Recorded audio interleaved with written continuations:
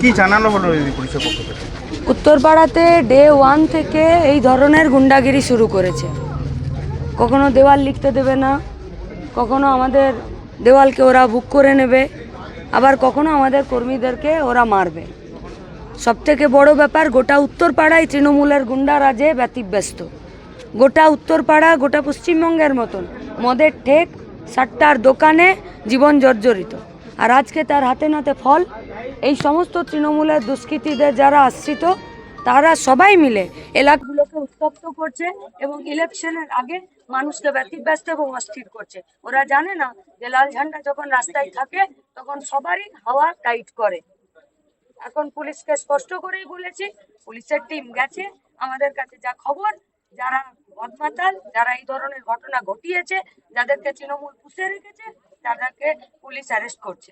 আমরা এখানে পরিষ্কার বলছি, পুলিশ যদি নিজের কাজ গোটা উত্তরপাড়া জুড়ে না করে, এমনিতেই উত্তরপাড়ার পুলিশ প্রশাসনের নামে গোটা উত্তরপাড়ার সাধারণ মানুষের অসংখ্য অভিযোগ, অসংখ্য।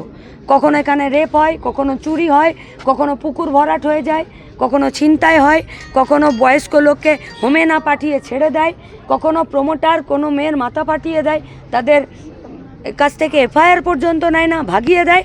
আর আজকেও সেখানে। ফলত আমরা পুলিশকে পরিষ্কার বলছি, শুধু ইলেকশন নয়, গোটা উত্তরপাড়ার সাধারণ মানুষের জীবনের, তাদের যুদ্ধে, তাদের প্রতিদিনকার লড়াইয়ে শান্তি শৃঙ্খলা পুলিশ যদি অ্যাসিওর না করে, গ্যারেন্টি না করে, লাল ঝান্ডা কিন্তু উত্তরপাড়ার পুলিশকে ছেড়ে কথা বলবে না। আপনারা পাল্টা আক্রমণ করেছেন, 3-4 জন হাসপাতালে ভর্তি। বাকিটা আপনারা দেখে নিন, পুলিশ দেখে নিন।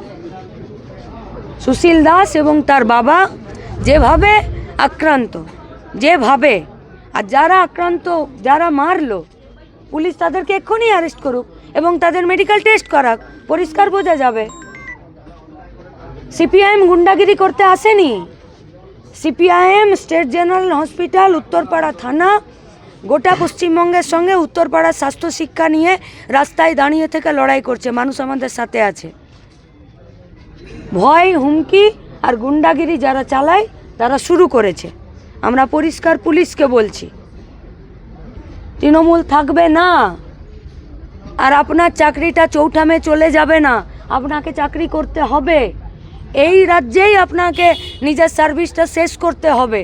ফলত তৃণমূলের দালালি করে লাভ নেই।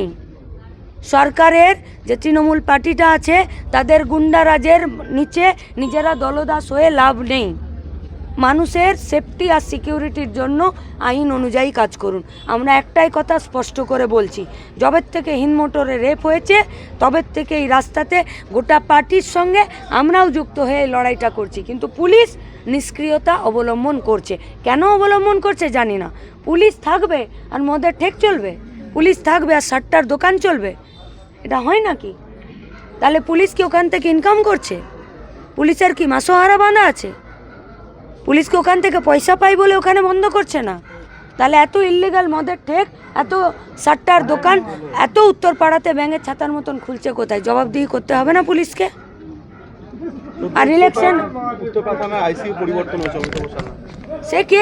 এই ভিডিওটিকে লাইক করুন, আপনার গুরুত্বপূর্ণ মতামত কমেন্টের মাধ্যমে আমাদের জানান এবং আমাদের চ্যানেলের ভিডিও সবার আগে দেখার জন্য ইউটিউবে গণশক্তিকে সাবস্ক্রাইব করুন, ফেসবুকে ফলো করুন এবং শেয়ার করুন আপনার পরিচিতদের মধ্যে। আমাদের চ্যানেলে আপলোড হওয়া ভিডিও নোটিফিকেশন পেতে বেল আইকনটি ক্লিক করতে ভুলবেন না।